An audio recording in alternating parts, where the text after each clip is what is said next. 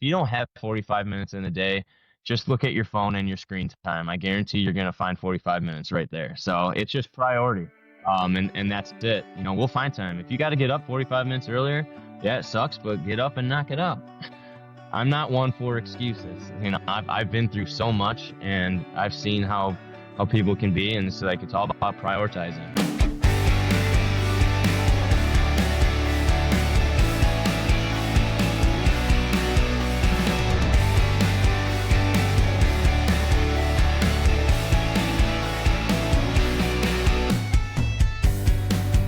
Well, super pumped you're here. We'll jump into it. Hi, everybody. Welcome to Running Free. I'm here with Jake Schum. How you doing, Jake? I'm doing great. Thanks for having me on. I'm stoked you said yes. I reached out to you. One of your reels hit me. Actually, a friend forwarded it to me. You're doing a lot of different things, a lot of cool things, and hopefully in this conversation we'll jump into it. But let's just start a little bit with your background.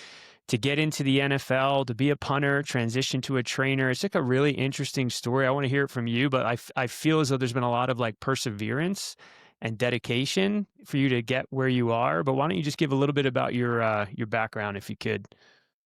Yeah. Growing up, I was always very active. Always sports, all year round. My two favorite were football and soccer. So kind of fell into it of, all right, let's combine both, and ended up kicking a ball in football. So for mostly punting, and I would do field goals here and there, but um, kind of at a certain point, just realized I can go to college for it, and um, started at Division 3, worked my way up to Division 1, and then after college, it took 4 years and five cuts before finally even landing on a roster spot. So I knew I had the ability, and it was kind of just one of those things. I'm like, if I just keep knocking on the door, someone's going to open it eventually. And it was the training that really kind of pushed me to kind of like really believe in myself, because I was just getting stronger year after year, and I had to make up for it because I'm not a crazy tall guy with like most punters where they got these long legs. So I had to make up for it with like strength and power. And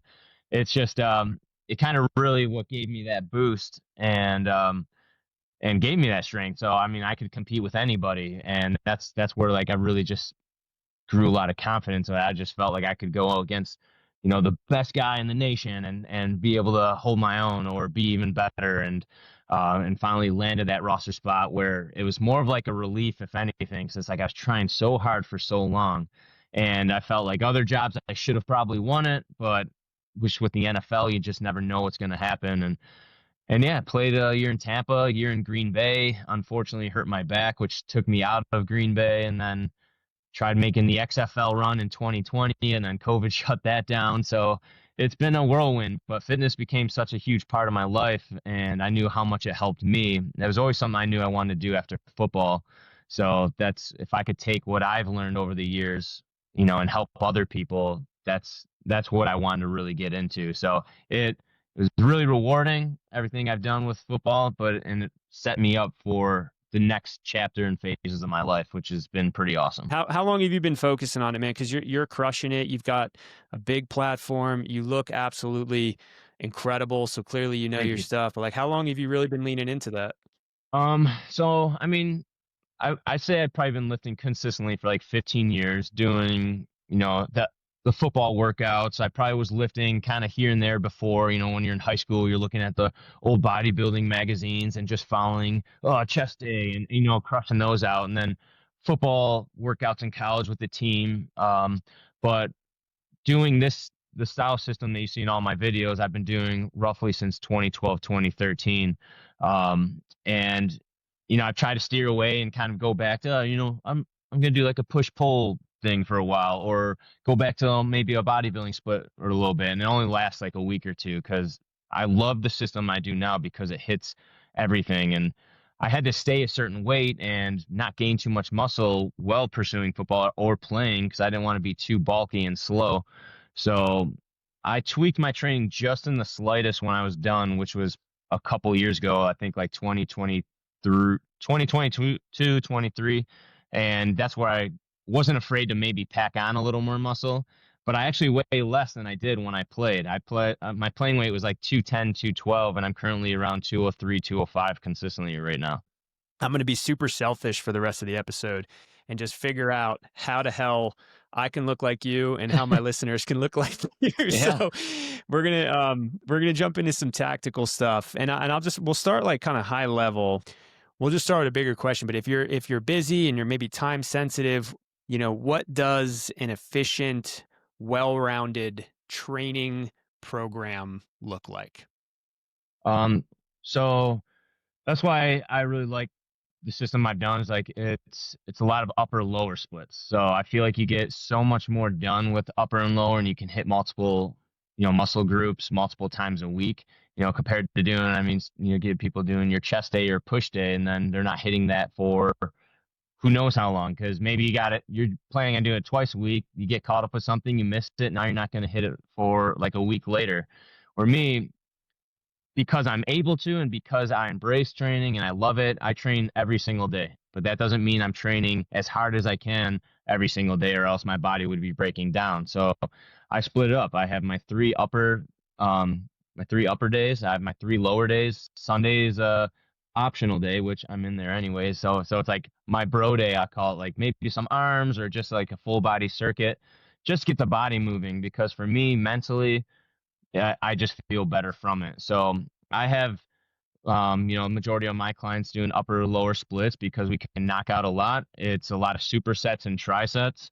And it just kind of keeps you going. So there's minimal rest time. And if you can't find that, I say 45 minutes. I know a lot of people will say half hour, but I'm like, if you don't have 45 minutes in a day, just look at your phone and your screen time. I guarantee you're going to find 45 minutes right there. So it's just priority. And that's it. We'll find time. If you got to get up 45 minutes earlier, yeah, it sucks, but get up and knock it out. So it's just, I've had those days, minimal sleep, and I'm like, all right, I'm getting up at, when I was away, where was I? I was away over the summer, and I had stuff all day long. I got up at 3:45, knocked out my workout, and carried on with the day. But that's just my mindset. I'm like, I'm not one for excuses. I've been through so much, and I've seen how people can be, and it's like it's all about prioritizing. So that's it. We'll find Yeah, a way, and and you're gonna be and efficient. mindset. Yeah, for sure. And mindset. Takeaway there from Jake is basically like you might not think you have the time, but audit your day. I bet you can pull 5 minutes here, 10 minutes there, 5 minutes there, 10 minutes of scrolling before bed, Yeah. and that equates to that extra 45 minutes that you need. I'm going to double click on your three upper, three lower because it sounds like that's what you do. So, can I assume that let's just say we started a week on a Monday? It's like A, B, upper, lower, where you're doing upper, lower, and that would be Monday, Tuesday, Here's the fun Wednesday part. back to upper. So what I do, Go and ahead. actually what I have a lot of my other clients do, but it's a preference thing because some people just like going back and forth. I'm crazy enough where I start my week Monday with heavy lower, and then Tuesday is a volume lower day, and then it goes opposite: heavy Oof. heavy upper, volume upper. And then I go dynamic lower, dynamic upper, and then I hit my optional day. And a lot of my clients like it. I mean, it's kind of like one of those things where you're like, oh my god, 2 leg days in a row, and then you knock those out. By the time Wednesday comes and you got that heavy upper, it feels so good, and you crush those out. But some other people too, I do that back and forth. So it'd be like a heavy lower, heavy upper, lower, volume upper, and then dynamic, dynamic. So, but it depends on how many days too. If we just do a upper, lower, some people can only knock out 4 days a week. So it's just adjusting, and I adjust for each person week on a weekly basis. Got it. Got it. And I'm assuming like in your model, are you doing a lot of your like nasty big compound lifts on that first day, and then the second day a little bit back off like the real central nervous system taxing stuff, doing more like machines and lighter stuff? Or is it just So you're just blasting yourself both days? yeah, you want to treat it almost like recovery. So, it's like movement is key, so movement is blood flow, and that's what it it almost like fresh, like get your legs fresh again. So like if you knock out, yeah, all those grueling tough exercises, like we all love those heavy Bulgarian split squats, everyone's smiling doing those, or your heavy squats, heavy deadlifts Monday, and then when you come in Tuesday, that's my jump day as well. So I'll hit my jumps and just real high volume. Usually like moderate weight. You can go really light, a lot of band work as well. So it's just like, for example, if you're doing like lying hamstring curls, we're busting out. either for time for 30 seconds or high reps of like 20, 25 reps. So it's just kind of getting enough of like getting that pump, getting that blood flow into that muscle, and just kind of flushing out all the garbage in there and just getting your legs moving again. Because the worst thing to do, heavy leg day, and then just sit around, or you go upper, where you're still not getting that extra work in those legs. And that's what it is. The basis of these workouts is GPP, which is general physical preparedness. It's building your base up. So I feel like my base is so strong, that I could do a warm up and it's almost like people's workouts because I've built up that GPP so much, and that's what it's kept me healthy. It's what's kept me really strong, and GPP is those Tuesday Thursdays for me. It's just getting that high volume, getting those accessory exercises, and getting that body moving. It's just like extra reps of extra strength, and it just adds up over the week and over time. So I'll be knocking out all this hamstring work, you know, hit over 1,000 hamstring curls in a week, and you just did it on that one leg day that you have scheduled in a week. So it's like that's where those numbers make a difference. Bro splits were king for like a Yeah. decade. And then now you hear a lot more about the importance of hitting your muscles with more frequency. So can I assume then, based on what you shared so far, that hands down, it's not like, hey, do one upper body workout and then see you next week. People should be focusing on hitting all of their muscles at least twice a week. And if you're a Yeah. freak like you, 3 times a week. Yeah. Yeah, absolutely. I'm all about volume, but in a smart way. Like you don't want to hit heavy volume all week long. You're gonna end up destroying yourself. But for me, a lot of people will ask about my shoulders, like, oh, it's like either think I'm on something or whatever. But I'm like, I swear by the volume of like doing Y's and T's and different variations of it. And that's the other key to it too. I'm not just doing, barbells and dumbbells, but I'm throwing bands in there. I'm throwing chains. I'm doing stuff that's throwing my balance off. But just those different variations, Y's and T's, and just light shoulder raises 3 to 4 times a week. I'm like, that's what has helped build up so much of my muscle over time. Look, life can be hard and stressful sometimes. We all know that. But when it comes to supplements, why is it that nobody talks about stress and resilience? For me, I take the adaptogen stack from Momentous Supplements. It's a daily blend of ashwagandha, rhodiola, and L-theanine, all clinically backed to help you stay calm, focused, and resilient. I'm proudly partnered with Momentous Supplements because they are the industry's best. They don't cut corners. Everything's third-party tested, used by pro athletes, and high quality. Head to livemomentous.com and use code STRENGTH for 35% off your first order. Again, that's livemomentous.com, code word STRENGTH for 35% off your first order, and get started today. Right. If someone's listening and they hear, training 6 times a week and they heard our advice, fine, you can find the time in the day, but let's just say, hypothetically, someone's easing into this, their body, their central nervous system can't take on that volume and intensity yet with the goal of like ramping up. But if someone has less time, they just don't have the time. And let's just say they can dedicate 5 days a week total to training, including cardio, which we haven't hit on yet. What would be maybe like an entry point where they can still get some of the important principles like frequency and volume and stuff, but what would be like maybe a little bit like scaled down version starting point as far as training goes? Yeah, I mean, 5 would be great. I have a lot of beginners, and I try to get them at least at 4 days a week. Because then you at least get an upper lower upper lower. I mean, bare minimum, if we're just getting 3, I'm like, the results will come slowly, but at least then you can almost do like an upper, a lower, and then like a full body. But it's being efficient with that time. Hey, I only got 40 minutes. And then, so again, you got to have all your rest times in there. There's no messing around in between each. And again, you're most likely not going to be able to hit your big heavy movement like squats, because it's just going to take up way too much time unless you're supersetting with it, which is something that I really like to do. I'll go like squats and do like jumps with like some dumbbells, but I always like supersets and trisets. Like that's something I swear by, just keeps you moving.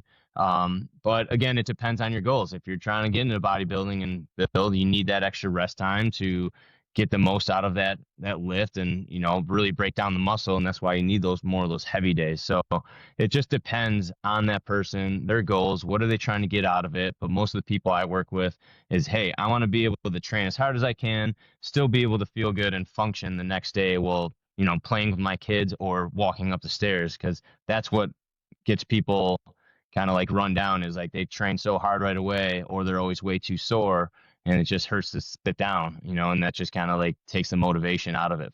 All right. So let's just say somebody we're going to go 4 days of strength training. Because again, we didn't talk about cardio. We're going to go there.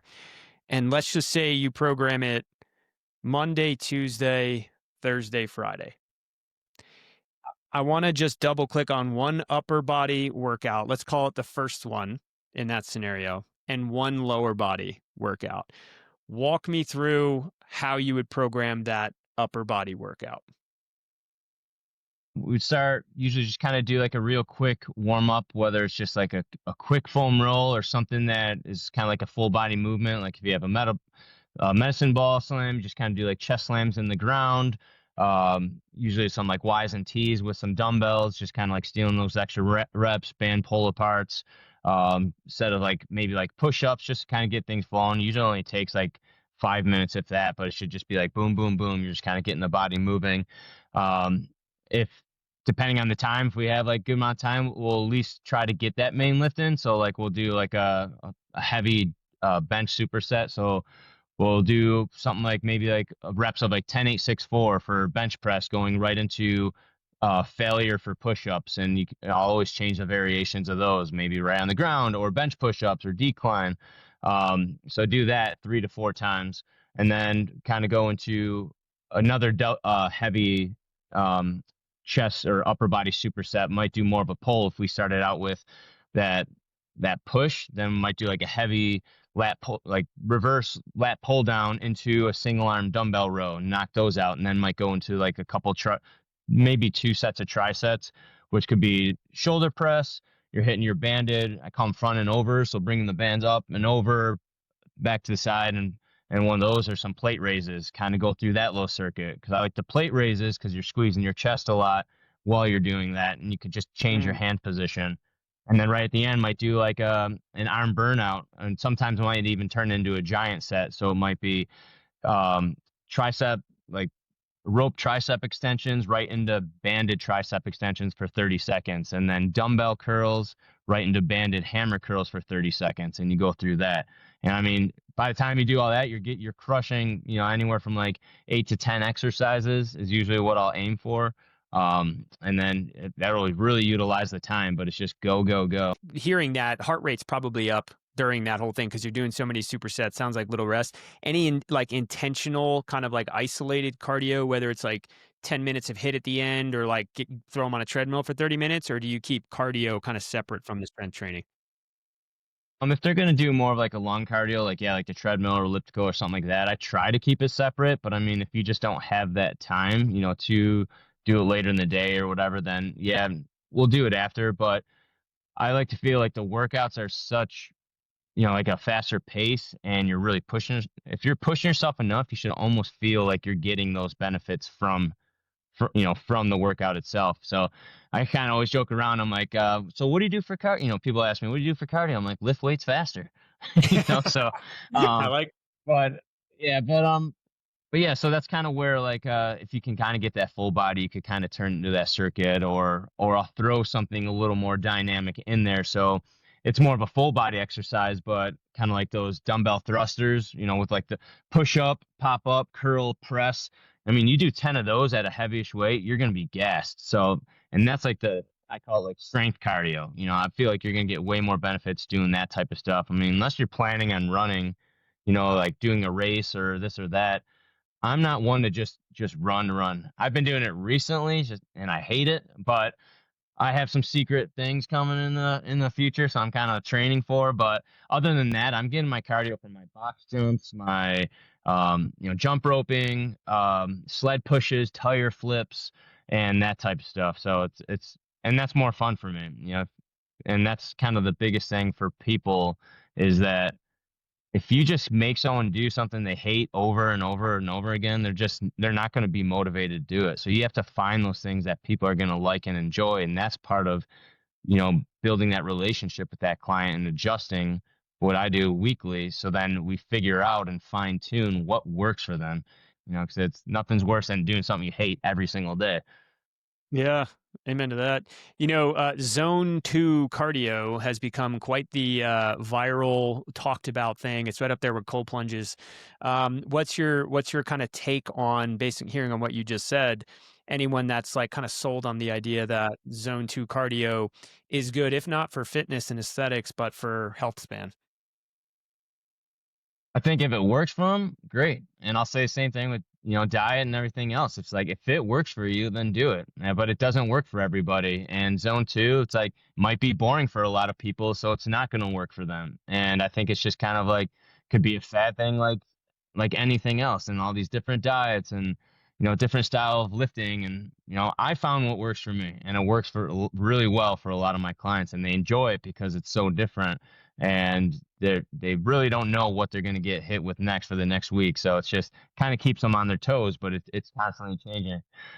So yeah, the zone two, it benefits a lot of people, and it seems like there is a lot of good research on it that shows that it's really efficient and effective. But I know in that zone two, a lot of people get really bored doing that type of stuff. So like, it's like, oh, in the morning, hit that fasted cardio and hit that Stairmaster for an hour and a half. I'm like, I know I don't want to do that. And like, that just sounds miserable to me. So I feel like it's not going to be efficient for me, because I know I'm not going to do that long term, because it's just like every day I'd be going to that, just hating the fact that I'd have to do it.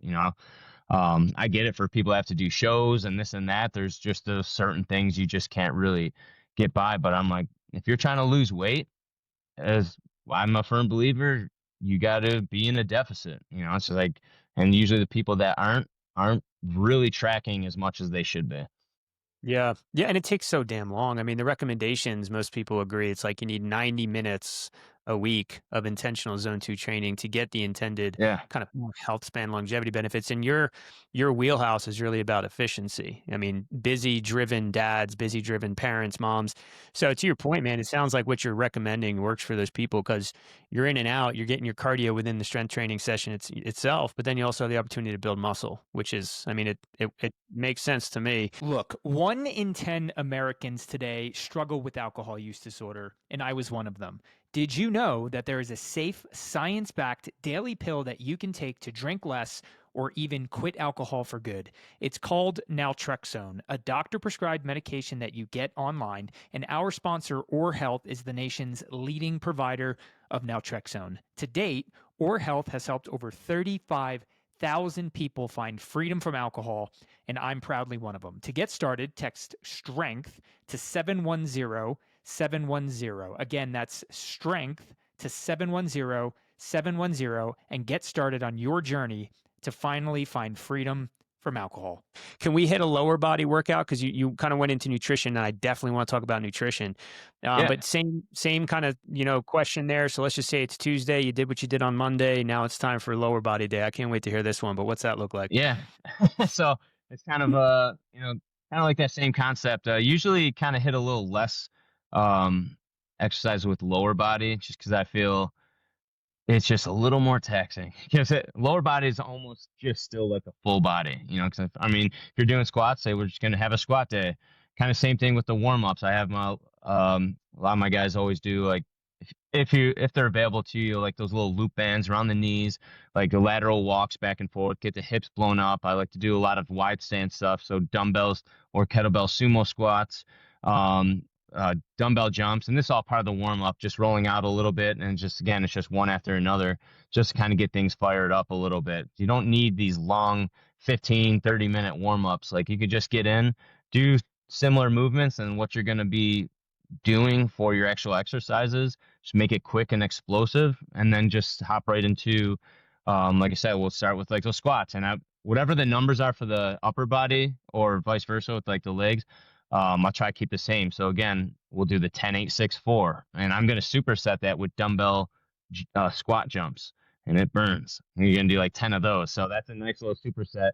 You're doing that for 4 sets, and then going to something heavy, alternating single leg stuff like a barbell safety squat bar reverse lunges or dumbbell step ups or Bulgarian split squats. So like something like that where you're doing kind of a single leg movement. I might kind of keep that theme where I do that, and then I might hit the hamstrings a little more and do like a single leg RDL. So kind of hitting that heavy superset again, or like I really like belt squats, So you might hit like a belt squat with one of those single leg exercises, and then kind of hit more of that somewhat higher volume. So then single leg hamstring curls, banded hamstring curls, um, lateral hip walks, adductors, like Copenhagen's, like where you're going to get some isometric work. And something that a lot of people don't do, and they realize how hard that movement actually is. Um, and I like doing a lot of stuff where you're holding weight in front of you because it gets your back working a lot more too. So either dumbbell front squats or med ball squats or med ball walks, kind of like a strongman style thing. So that's again the conditioning. You're holding a heavy med ball and you're walking back and forth. You're holding it tighter, making it a little harder to breathe. Like that's strength conditioning right there. So again, you're kind of getting your max superset, then you're kind of getting your little heavy superset, and then maybe one or two of those trisets with a little more volume of like 10 to 12 reps with the hamstring curls, the lateral walks, the Copenhagen's. Um, and if there is time, depending on the people, I always try to throw in core in there as well every single day. So heavy ab work on heavy days. On the volume days, it would be more isometric work like side planks, weighted planks, or just something opposite. If I'm doing heavy crunches, weighted crunches, the next day I'm going to try to do something more like maybe rotational or side plank to kind of hit more obliques and just like your whole erectors and everything like that. But I'm always trying to do core work every day. Just you can't go heavy all the time. You got to treat it like everything else. So it's Love like it. if these people are just doing crunches for like high reps, you're just working out your neck more than anything. So Right. So, okay. So in that scenario, this person's training 4 days a week. We'll say Monday, Tuesday training, Wednesday off, Thursday, Friday training. You're doing some core work all 4 days. yeah, All four. Okay, yep. got it. What is the rest period? So let's just take that lead exercise for the lower body day when you're doing the 10-8-6-4, and you're supersetting with box jumps. Let's just say that's what you chose for that day. What's the rest? So you do your set of 10, set one, and then you do your box jumps. How long are you resting before you get back under the bar? A time crunch, I'll say anywhere from a minute 30 to 2 minutes. Okay. If we got some time, I'll shoot for that 2 to 3 minute time, but I don't want to waste any more time going over 3 minutes.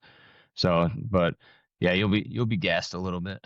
Yeah, oh, for sure, man. I just do straight sets of squats. So now you got me wanting to Yeah, challenge myself. I heard you say safety bar, safety yeah, bar squat. What yep. was that? Safety squat bar? It's called. I just The bought safety one. squat bar, the SSB Yeah, bar. Yep, I just bought one. I Would love you that. just if someone has access to that equipment and they wanted to do squats, would you recommend that versus a traditional Olympic bar? Yeah, I'll always choose another bar over your typical Olympic bar. It's so violent on the joints and everything. That's why I rarely bench or squat with like a regular stiff bar. If you ever seen like band bell and they got like the Rhino bar and stuff like that, it's got like that flex to it, and you'll get like a little bounce out of it. But especially on my speed days against bench, where you're just trying to be explosive as possible, it's got enough give where it just takes your shoulders and elbows just feel way better benching with that. And then with squats, I highly recommend the safety squat bar.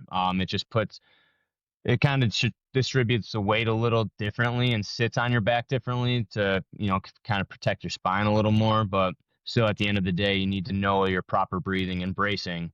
And that was my big game changer after I got injured. I kind of had to take a step back and rebuild myself the right way to make sure that everything was strong evenly. And that's kind of where I really got into, the belt squats more and like the safety squat bar and different bars. But if I'm trying to figure out like a true max, just with the regular bars, I'll kind of do it here and there. But yeah, that's why you'll probably rarely see videos of me using a stiff bar. So hearing from you, Jake, you're saying ain't no value in those conventional bars unless you're competing in like an actual tournament or something. Yeah. And it drives me crazy, but I get the benefits, but I understand a lot of issues with it too. Like like seeing these strength coaches with like football and stuff. You're having these guys who aren't Olympic power lifters still doing hang cleans and power cleans and snatches and this and that. And I'm like, the safer way is just use dumbbells. It's going to be way safer for you. And same with deadlifts. If you're not confident in your athlete, or the athlete itself isn't confident doing deadlifts, conventional or sumo, put them on a trap bar. That's like there's no shame in doing that. But if that person's not strong enough, don't put them in that bad position with like a barbell. Like I trust myself, in especially with all my experience doing it. But it's like I have certain kids and certain adults, and I'm like, we're gonna do this instead. With like the dumbbells because there's just a little free motion in there. But when you're doing Olympic style lifts for reps upon reps, with a stiff bar, I feel like it's just a matter of time for something not too great's gonna happen, and that's why this just yeah, I have a big issue with those big powerlifting movements or like Olympic lifts, that people are doing for reps when they were made for kind of more like a single rep. Yeah, no, I'm with you, man. And for anyone that hasn't tried a trap bar, which Jake mentioned, and if you're doing deadlifts, just try it with a trap bar one time. Anatomically, it just feels so much more natural to lift the weight with your hands by your side versus awkwardly trying to clear your knees with 315 pounds. I mean, it just feels right, is the way I would put it. Yeah. You know? And that's why I went to sumo after my back. Like I used to conventional all the time before, and also conventional here and there, but never max out. Sumo, I'm not afraid to max out, but it just feels better. You're in a more upright position. You're getting your glutes and your hamstrings more engaged. And I feel personally it's just safer, but at the same time, like that's with caution because I know how to properly brace and control my breathing and this and that. And that's something that I just drive into all my clients' heads. Like I want my voice to kind of constantly be in your ear. Brace, brace, brace. So but yeah, the trap bar is great. I used that when I was recovering as well. So it's just like it's like again, there's no shame. It's like you're still lifting this amount of weight. The trap bar, like that's impressive. It's just Yeah. you don't need a bar where you're putting yourself in a bad position, try and go over your knees, and then now you just hurt yourself. Yeah, agree, man. Agree. All right, Jake. So you started talking about nutrition earlier on. So I'm just gonna ask one question. I bet you we can hit everything on nutrition, but I'll just ask it this way: What do you advise your clients around nutrition? If we're trying to get results, gaining or losing, like you have to track. Like, and I've been, I've been on both sides where I have been really good at tracking everything, and that's usually when I'm trying to really make a cut, or I've kind of eyeballed it and I thought I was eating good, and I was. You can still eat good foods, but then completely be off on your calories. So it's a pain in the butt, but I tell them like if you want the results, you need to track everything, and that includes like all those little oils you put in when cooking and this and that because people that don't track that stuff, like, whoa, why am I not seeing results? Well, did you count those condiments? Did you count the oil you're cooking with, the butter you put on this? It's like all those little things add up so much. If you really want to make big changes, track. But then you can get to a certain point, you can eyeball it if you're not trying to be strict, and that's where I'm at. Like I know the exact foods I can eat. I know for breakfast, I'll do like an egg or two and then like a couple egg whites and I'll have like a yogurt with it and, throw in like my sriracha sauce, which is like 0 calories. And then I always do like some type of bowl, like chicken, like or ground turkey, rice, broccoli bowl.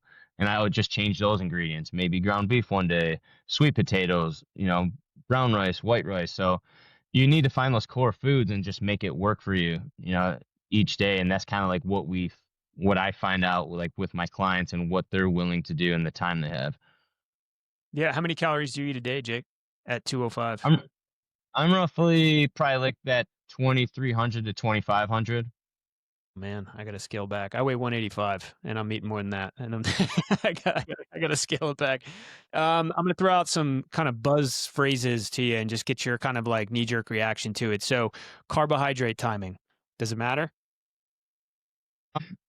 Yeah, I mean the right carbs too. The tricky part with diet is just everyone responds so differently to things. Like I can eat protein pancakes at night and I'll wake up starving the next morning and I'll be like I'll feel lean. I know someone else that can do the same thing and they'll be like bloated and whatever. So it's yeah, I believe in timing for the right person. Got it. Okay. Intermittent fasting, yay or nay? Love it. Love it. Love it. You That's do it? kind of like what I do. Yep. What's your window? What's your fed window, as they say? Usually I try to keep it between about 12 and 8. So I kind of just fell into that whole thing, but I work better without food in my system, and that's just how I am. So, and then it just crunch that window. If I miss a meal, I have 5 planned for the day and I only get 4. Well, it helps me in my deficit, especially if I'm Right, trying to cut, right. but then I sleep better because I'm not eating past 8 o'clock when I'm trying to go to bed. Yeah, I'm with you. So you train in the morning fasted then? Yeah. Okay. Pre-workout? You take something? Yep. Yeah, so it's Okay. it's probably not technically a true fast because I drink pre-workout. I know the true fast is like water or tea, but food wise, yeah, I won't eat anything until noon or a little later. Okay, cool. And then started to break down how you eat. It just sounds like it's pretty well rounded. Like you have your fats, you have your proteins, you have your carbs.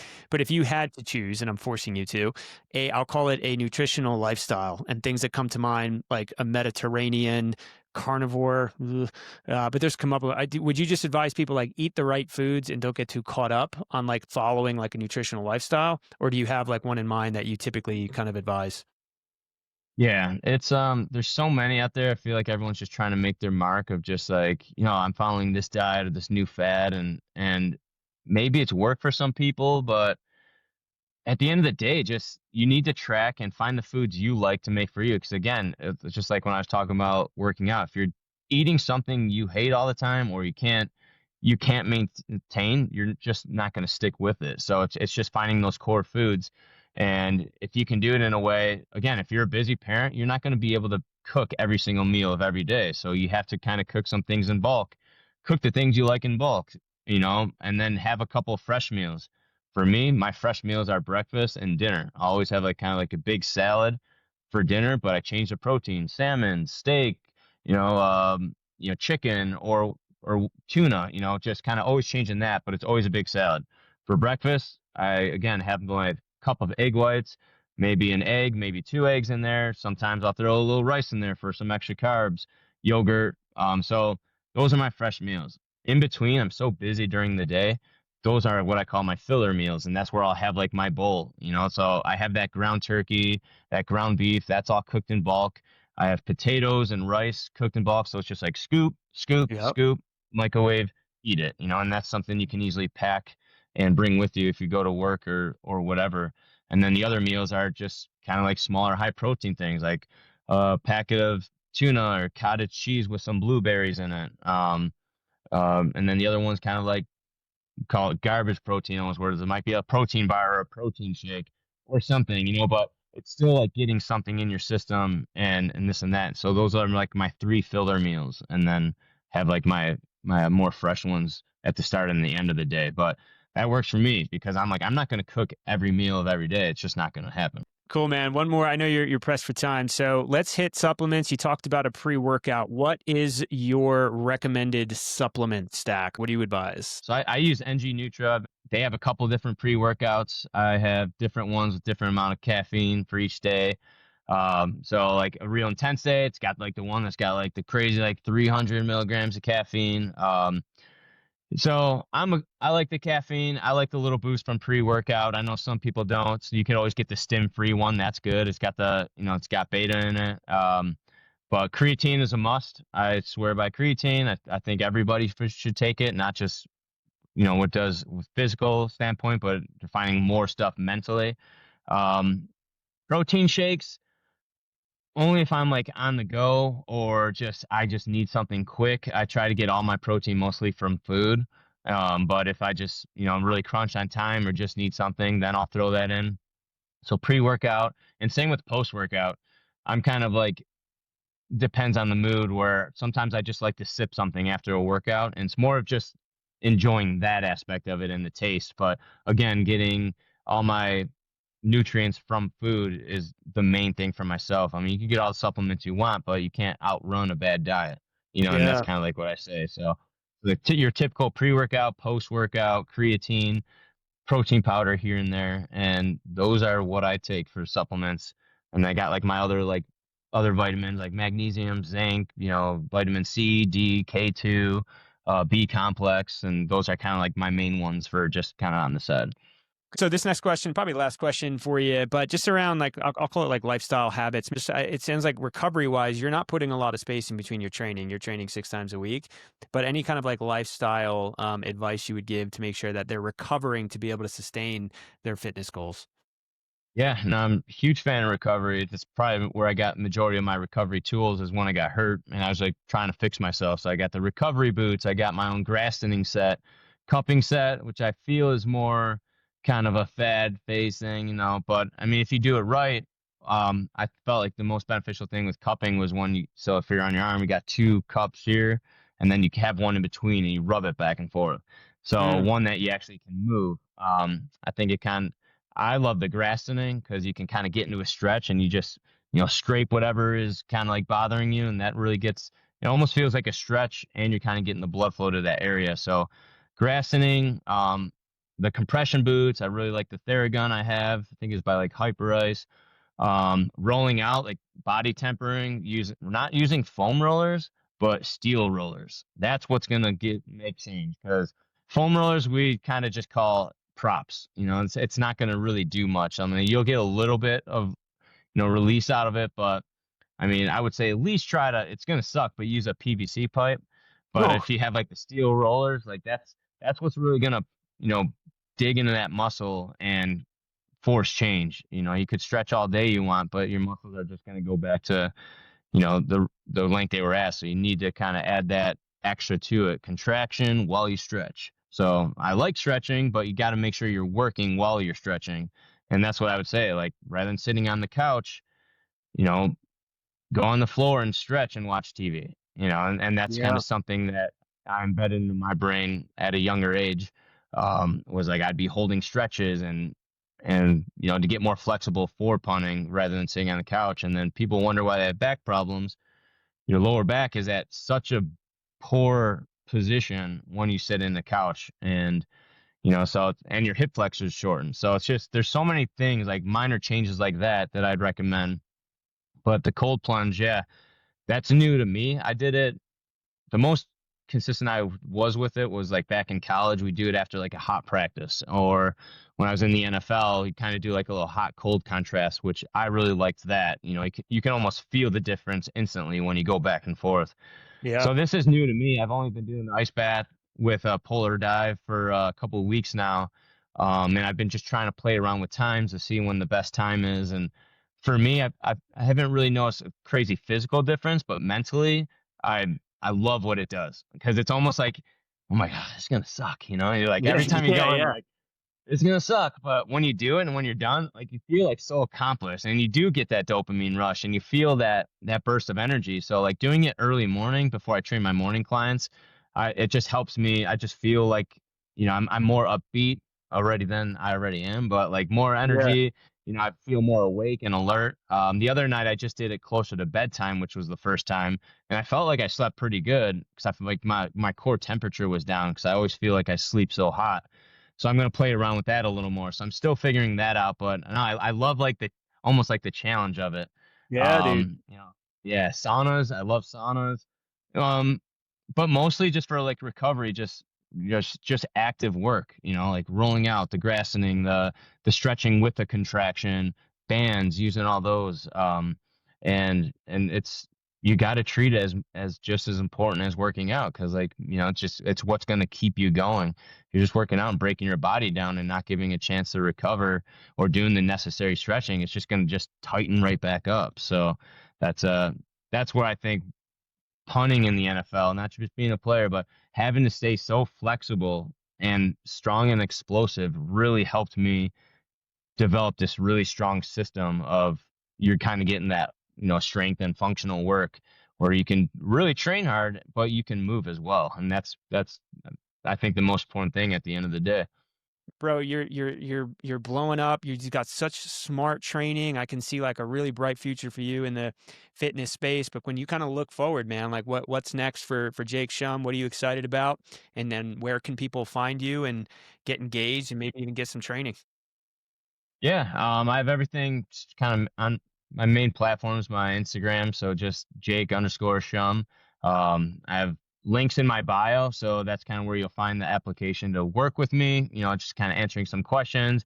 And then just some other links with some people I'm with, like my Centric brand, which is like most of the clothing I wear. It's kind of got some other, you know, companies that I like work with that I've used their stuff and everything. So everything is right pretty much on Instagram, but I mean other stuff, YouTube, TikTok, it's usually all the same stuff right now.